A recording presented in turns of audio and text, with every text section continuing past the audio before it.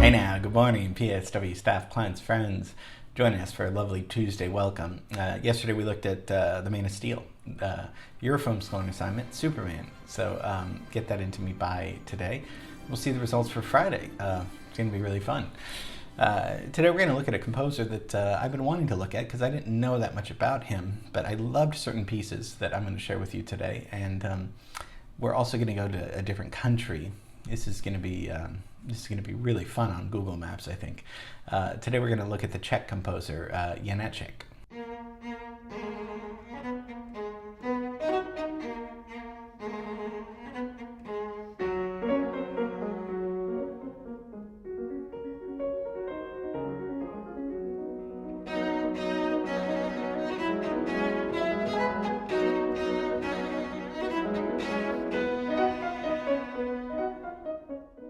I thought it was Janáček, but it's Janáček. Czech composer, music theorist, teacher, publicist, and inspired by Moravian folk music, and created his own original music. And we're going to look at how he did that in a time when it was dominated by German romantic opera music, kind of mostly by Wagner. Wagner was kind of the leader of the 19th century, mid-19th century romantic period. Let's go over to the Czech Republic. Let's see where it is. Let's leave Hollywood. Don't like to do that, but we need to go and see where these people, there's other places than Hollywood. We're going to see where he's born. He's born 12 children, one of 12. Very poor. His dad taught him music. Let's bring up a timeline. He's born in 1854.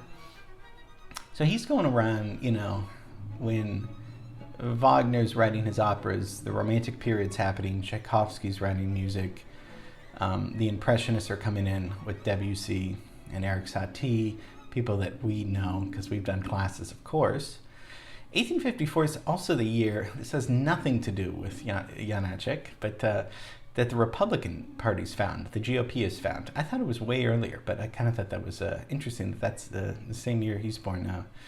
The Grand Old Party, the GOP, has started breaking away from the Democratic Party, or the Democratic Republican Party. So, not an American history class. I know that you thought it was, but just thought I'd throw that out there to see what's happening in where we live. But got his musical education from his father, and it was very, very talented as an organist, as a piano player. In 1874, he enrolls at the Prague Organ School. To play organ's really tough because you're also using your feet. So you're using your both arms and both legs to play something. So, but very poor. He couldn't even afford a piano in his room, so he would have a little keyboard, like a paper keyboard drawn to practice, which has got to be so limiting, and so it just requires so much discipline. So that's kind of how poor he was. But he did earn his living as a music teacher and a conductor, and started his own conservatory after studying at other conservatories in Vienna and Leipzig. But he wasn't really accepted a lot of places, and he was very outspoken and very critical of other composers, and a pretty kind of stubborn, angry individual person, perhaps. I never met him, but that seems like I think he really wanted some fame, some recognition, and he didn't really get that until he was in his 60s. He dies in 1928 from pneumonia at age 74. So he's seen a lot of music. If you're thinking,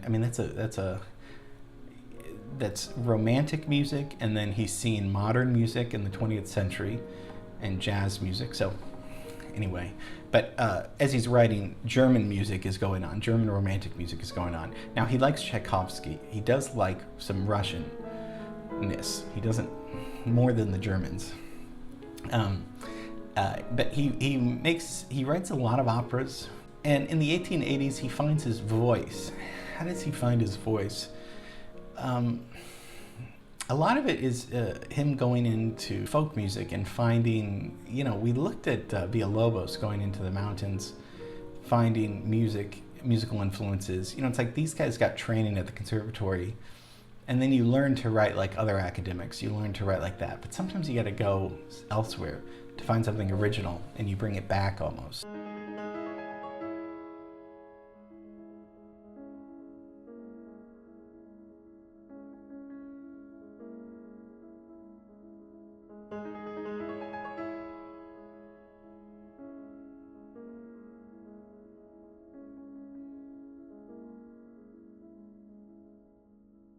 He's doing this, and he works on something called speech melodies. We looked at speech melodies with Steve Reich a long time ago.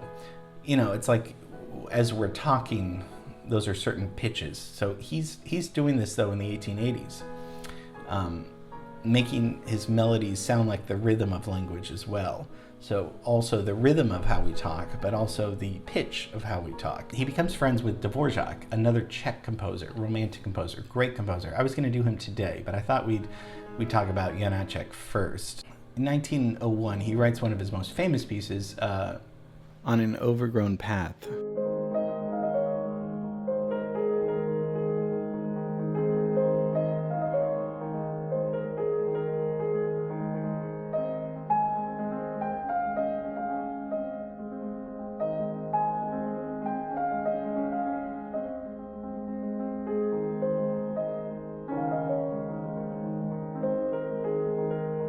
So people described Janáček's music as very short melodic passages sometimes,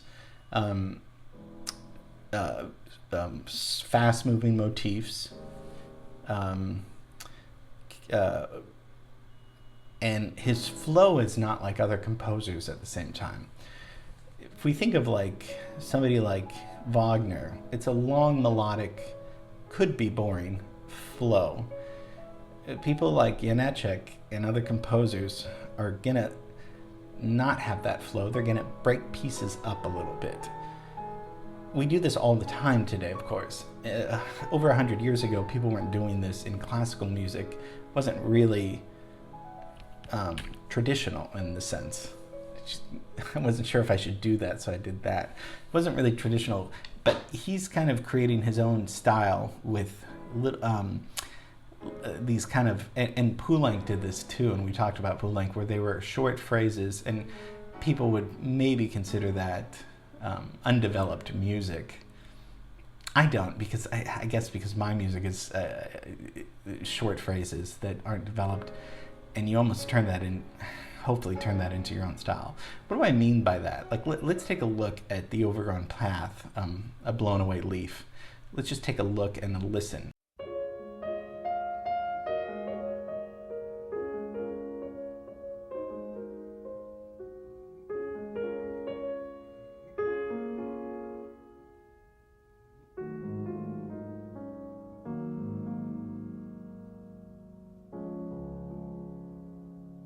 You see how lovely and beautiful it sounds. It sounds kind of like Debussy and Erik Satie, right? Very melodic, beautiful solo piano music. But it's only 8 bars. So that whole little thing we just heard is 8 bars. Now 8 bars is what popular music is all the time, 8 to 12 bars. That's what pop songs are. He's not writing a pop song, but this is breaking away from the tradition of just kind of this wave of classical music where you're not really sure even where the bars are sometimes. It's sounding song-like, and he's an early composer doing this. And and this is kind of an early use of minimalism. Of course, we know minimalism is a process of short, melodic, repetitive motifs that Steve Reich and Philip Glass and John Adams do.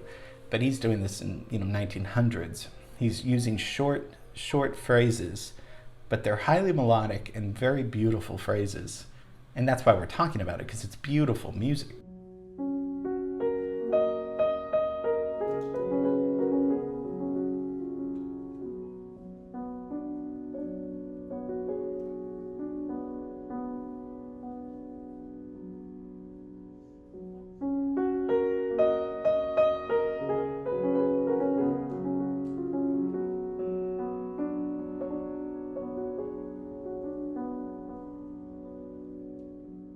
So he really didn't get famous till his 60s. I mean, before he was just a conservatory director and at a school that he started, and it was, you know, I mean, he did get recognition through a lot of his operas, and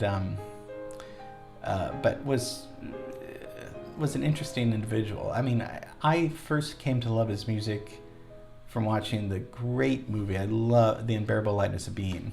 I never read the book, but I love the movie, and it's a 1988 drama directed by Philip Kaufman, who directed The Mission, which was our film scoring assignment months ago. They use Kundera, you know, was a Czech writer, and his favorite composer was Janáček, and Philip Kaufman, they use Janáček's music all throughout The Unbearable Lightness of Being. So yeah, I came to know him and love him through a movie.